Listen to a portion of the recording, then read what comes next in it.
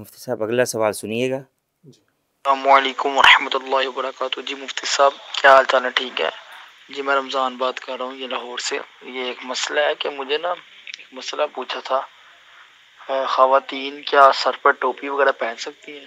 یہ بعض یعنی کہ لوگ کہتے ہیں کہ عورت سر پر اگر ٹوپی پہنے تو اس کا خاوند کے سر پر نا قرضہ آتا ہے، تو یہ اس کی وضاحت بیان کر دیجیے گا، آپ کی مہربانی ہوگی، شکریہ۔ اس بھائی نے سوال پوچھا ہے کہ کیا خواتین سر پر ٹوپی پہن سکتی ہیں یا نہیں۔ آگے ساتھ یہ بھی بیان کر دیا کہ خواتین اگر سر پر ٹوپی پہنے تو اس کے خاوند پر کوئی قرضہ یا بوجھ وغیرہ آ جاتا ہے۔ اس طرح کی کوئی شریعت میں کوئی رہنمائی ملتی ہے تو بتائیے گا۔ بسم اللہ الرحمن الرحیم۔ اصول کئی مرتبہ یہ میں نے آپ کے گوشت گزار کیا ہے جناب کہ اسلام کے اندر بدشگونی نہیں ہے، کسی بھی چیز کو منحوس قرار دے دینا یہ اسلام نہیں سکھاتا، اور کسی بھی چیز کے اندر نحوست نہیں ہے۔ قرض چڑھ سکے گا ایسی صورتحال کے اندر کہ جب آپ گناہ کرتے ہیں، جب کوئی برا عمل کرتے ہیں، تو ایسی صورتحال کے اندر قرض کا چڑھنا یہ کوئی بڑی بات نہیں ہے۔ رہی بات یہ کہ خواتین کا سر پہ ٹوپی پہننا کیسا ہے، اصول آپ نے یاد رکھنا ہے جناب کہ مردوں کے لیے ایک لباس عرف کے اندر جو متعارف ہو گیا، خواتین کے لیے ایک لباس متعارف ہو جاتا ہے، خواتین کی پہچان بن جاتا ہے۔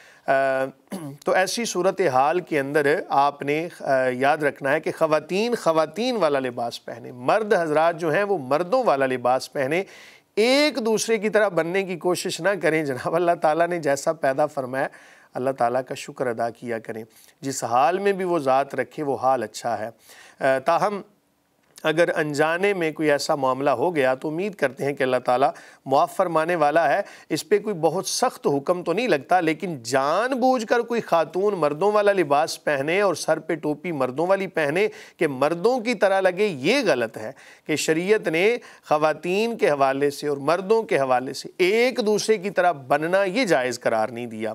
تو اسی طرح باقی لباس کے حوالے سے بھی شوز ہیں، سر پہ کیپ ہے، چادر ہے، اپر پہنتے ہیں سردیوں کے اندر، جو بھی چیزیں ہیں تو ایک دوسرے کی تشبیہ اختیار کرنے سے منع کیا۔ باقی اگر کوئی لباس ایسا ہو، کوئی ٹوپی، بعض خواتین کے لیے علیحدہ سے جو ہے نا وہ ایک ٹوپی بنی ہوتی ہے کیپ سر پہ پہننے کے لیے سردیوں کے حوالے سے، یا گرمیوں میں بعض دفعہ کسی جگہ پر کچن میں کام کرنا ہے تو ایک خاص قسم کی ٹوپی بنی ہوتی ہے، مرد و خواتین سبھی پہنتے ہیں، وہ اس میں کوئی تفریق نہیں کی جاتی۔ تو اس اصول کو مد نظر رکھتے ہوئے جناب اپنے روزمرہ کے معاملات کو آپ انجام دے سکتے ہیں۔ جی مفتی صاحب اگلا سوال سنیے گا۔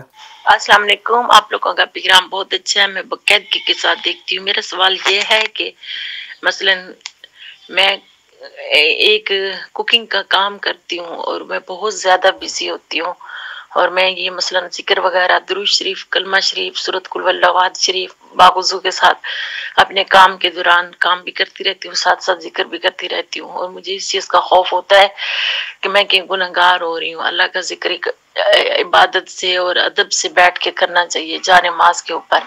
میں کام کے دوران ذکر کرتی ہوں، میں کہیں غلط کر رہی ہوں، مجھے ہر وقت اس چیز کا خوف رہتا ہے، مجھے اس کے بارے میں آگاہ کرتے ہیں پلیز۔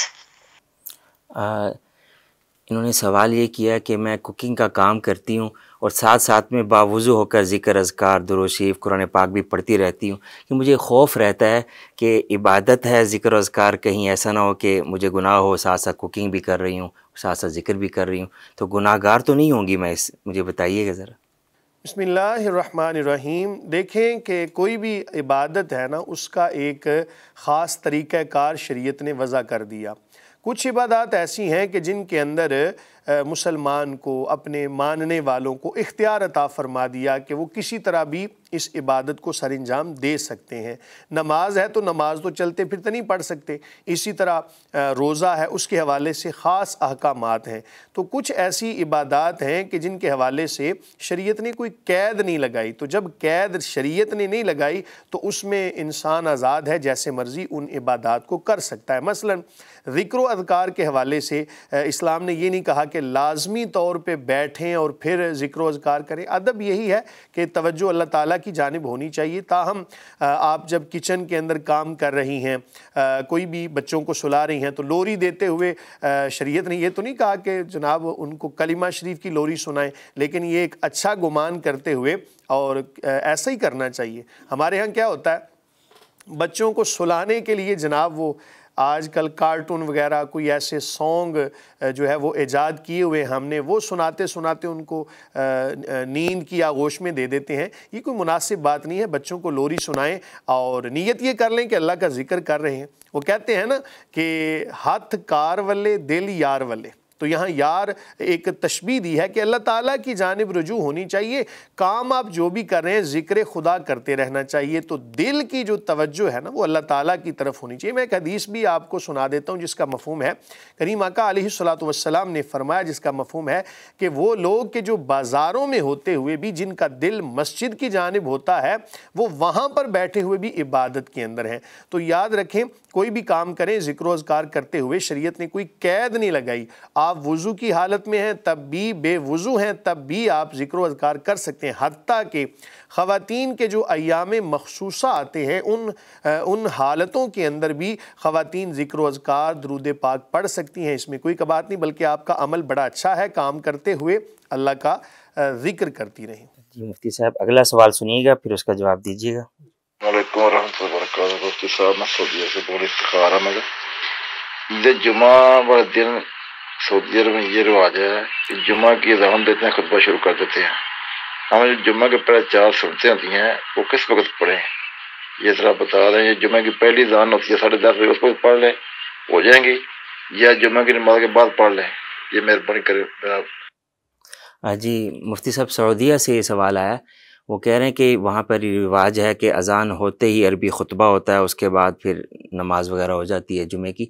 تو وہ پوچھ رہے ہیں میں سنتیں کس وقت پڑھوں, پہلے پڑھوں اذان سے یا جمعے کی نماز سے فارغ ہو کے بعد میں پڑھوں, یہ بتائیے گا. بسم اللہ الرحمن الرحیم. عوام کے اندر یہ ایک مسئلہ مشہور ہے کہ جب اذان ہوگی نا تب ہی ہم سنتیں پڑھ سکتے ہیں. یاد رکھیں کہ جب نماز کا وقت شروع ہو جائے, اگر اذان نہیں بھی ہوئی تب بھی آپ سنتیں پڑھ سکتے ہیں. اسی طرح یہ جو آپ بھائی نے سوال بھیجا سعودی عرب سے, وہاں پہ ایسا ہی ہے کہ ایک ہی اذان بعض دفعہ دیتے ہیں اور اس کے بعد عربی خطبہ ہوتا ہے اور اس کے بعد جماعت کھڑی ہو جاتی ہے. تو جب زوال کا وقت ختم ہو, جیسے ہی زوال ڈھل جائے, یعنی سورج سر سے تھوڑا سا سرک جائے, تو ایسی صورتحال کے اندر اذان نہیں بھی ہوئی تو آپ جناب سنتیں ادا کر کے تو مسجد میں چلے جائیں. کوشش کیا کریں پہلے کی سنتیں اور بعد کی سنتیں گھر میں ادا کرنی. ہمارے ہاں پرابلم یہ ہے کہ گھروں کے اندر ہم نماز ادا نہیں کرتے, جس کی وجہ سے نا بہت ساری خرابیاں لازم آتی ہیں. گھر کے اندر نماز کا کچھ حصہ لازمی ادا کیا کریں, اس سے برکت ہوگی گھر کے اندر بھی. گھروں کو قبرستان نہ بنائیں جناب. سنتیں پہلے گھر کے اندر ادا کیا کریں, بعد والی سنتیں بھی کوشش کریں کہ اپنے گھر میں آ کے ادا کریں. فرائض چونکہ جماعت کے ساتھ پڑھنے ہیں, اس لیے اس کے لیے مسجد کا انتخاب کریں, اور گھر کے اندر بھی ایک ایسی جگہ مخصوص کریں کہ جہاں پر جس کو گھر کی مسجد کہا جاتا ہے, مسجد بیت کہہ لیں اس کو, یہ زیادہ مناسب ہے. تو گھر کے اندر عبادت کریں, سنتیں گھر میں پڑھیں, اس کے بعد فرائض ادا کر کے باقی نماز بھی جناب آپ گھر میں ادا کیا کریں. واللہ تعالی عالم بالصواب.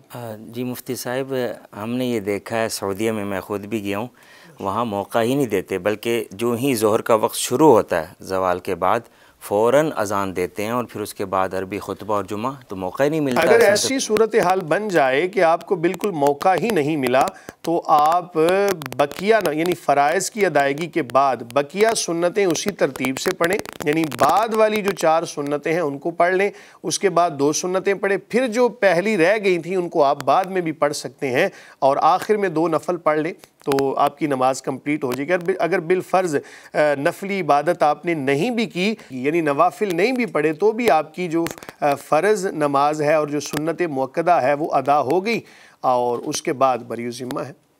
واللہ تعالی عالم بالصواب. جی اگلا سوال سنیے گا مفتی صاحب.